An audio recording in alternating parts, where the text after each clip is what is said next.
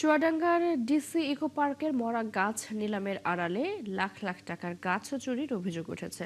তদন্তে 15টি গাছ চুরির সত্যতা পেয়েছে দামুড়হুদা উপজেলা প্রশাসন। তবে নিলামে গাছ কাটার অনুমতি পাওয়া ঠিকাদারের দাবি, উপজেলা অফিসারের কার্যাদেশ অনুযায়ী তিনি গাছ কেটেছেন। এম এ মামুনের তথ্য ছবিতে প্রতিবেদন।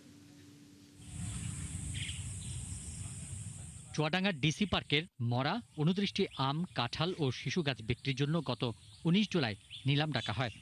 সর্বোচ্চ দর দিয়ে ঠিকাদার নজরুল ইসলাম 29টি গাছ কাটার কার্যাদেশ পান, কিন্তু অভিযোগ ওঠে তিনি পার্কের 44টি গাছ কেটেছেন।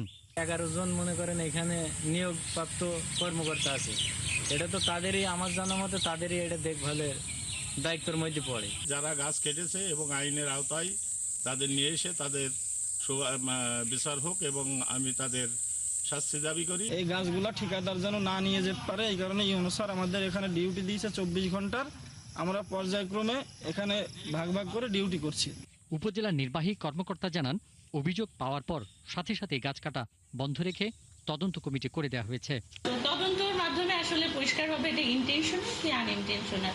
আর যদি ইন্টেনশনাল হয়ে থাকে তাহলে অবশ্যই আমরা এই যে দুষ্ট চক্র যারা ইন্টেনশনালি কাজগুলো করতে চাচ্ছে তাদের বিরুদ্ধে আইনগত ব্যবস্থা নিব। তদন্ত কমিটির প্রধান নির্বাহী ম্যাজিস্ট্রেট জানান, নিলাম করা 29টি মরা গাছের অতিরিক্ত 15টি সহ মোট 44টি গাছ কাটার সত্যতা পাওয়া গেছে। 15টি গাছ নিলাম বহির্ভূত কাটা হয়েছে, হয়তোবা 28টির সাথে 15টি অনেকে মিলিয়ে 43টি বা 40টি ধারণা করছেন। 28টির মধ্যে 16টি কাটা হয়েছে আর 15টি এক্সট্রা কাটা হয়েছে। তবে অভিযুক্ত ঠিকাদারের দাবি, উপজেলা অফিসের কার্যাদেশ অনুযায়ী তিনি গাছ কেটেছেন।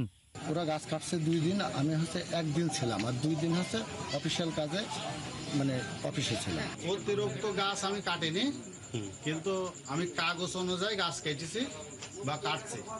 সুষ্ঠু তদন্ত প্রতিবেদন দিয়ে জড়িতদের শাস্তির দাবি জানিয়েছে এলাকাবাসী। পিন্টু হাজং, 71।